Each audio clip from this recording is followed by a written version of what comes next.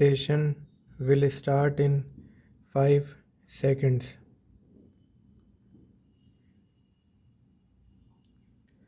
This appeal is directed against the judgment and order of the Delhi High Court by which it allowed the appeals of the two respondents, set aside the judgment and decree passed by the trial court, and permitted the appellants to file their written statements within 4 weeks from the date of the judgment, directing further that the trial court would then proceed with the suit and dispose it of in accordance with the law. The appellant Messrs. HDFC instituted a suit under Order 37 of the Code of Civil Procedure 1908 for realization of its dues against defendant number 1 and the two respondents who were the guarantors to the loan. According to the case of the appellant plaintiff and defendant number 1, who was the owner of a plot of land, approached the appellant plaintiff for a loan for constructing a house on the plot. The loan was sanctioned. Defendant number 1 executed the loan agreement and a promissory note in favor of the appellant.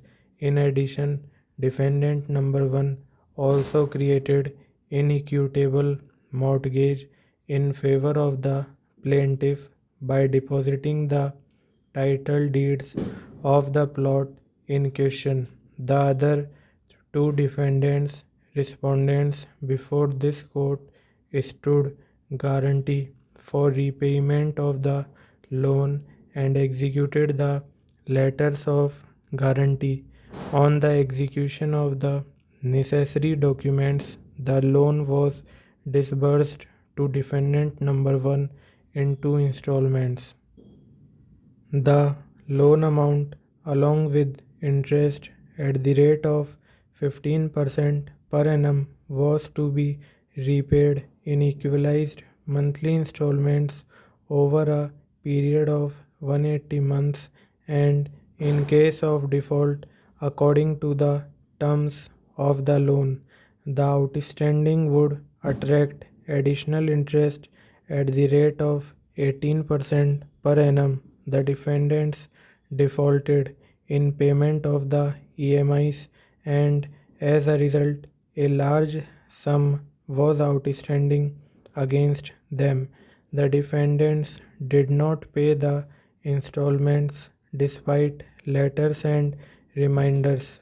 Hence, the plaintiff invoked the guarantees and intimated the two respondents that in case of failure to make the payment, legal proceedings would be instituted against them. Despite the aforesaid letter and legal notices sent on behalf of the appellant, the defendants did not pay the outstanding amount of rupees 4 lakh, and the plaintiff was thus left with no option but to institute the suit for realization of its dues from defendant number 1 and the guarantors of the said loan. As such, defendant number 1 did not appear in the suit despite notice. The two defendants respondents, however, appeared before the trial court and filed separate applications under Order 37, Rule 3 of the Code of Civil Procedure for permission to defend the suit. The defendants' applications were based on a number of grounds, but we may only advert to the one that seems to have weighed with the High Court. It was contended on behalf of the respondents that since the plaintiff appellant had got a promissory note executed in its favor by the borrower, defendant number 1, and had further made the borrower create an equitable mortgage in its favor by deposit of title deeds, they would be absolved of their liability in terms of Section 139 of the Contract Act. According to the respondents, their plea gave rise to a triable issue, and they accordingly sought permission to file their written statements and contest the suit.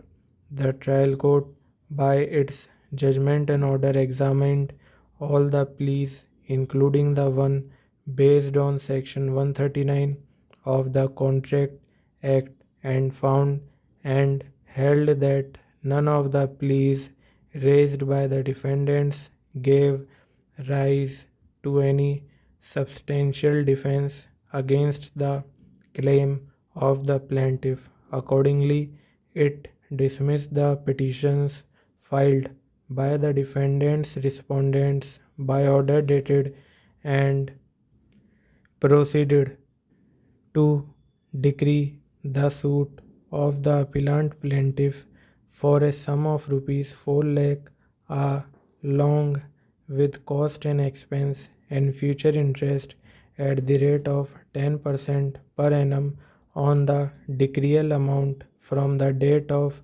filing of the suit till the date of realization. In appeal, the Delhi High Court, as noted above, set aside the order and decree passed by the trial court and directed it to allow the defendants respondents to file their written statement and proceed to try the suit from that stage. The High Court noted that relying upon Section 139 of the Contract Act, a contention was raised by the respondents that for recovery of its loan from defendant number 1, the principal borrower, the plaintiff, should have taken recourse first by either seeking to give effect to the promissory note or by enforcing the equitable mortgage. Neither of these remedies, which were open to the plaintiff, were taken recourse to, and the recovery was sought to be made straightaway from the appellants. The High Court further held that the trial judge fell into error in holding that Section 139 of the Contract Act had no application to the facts of the case. According to the High Court, this was beyond the scope of deciding an application for leave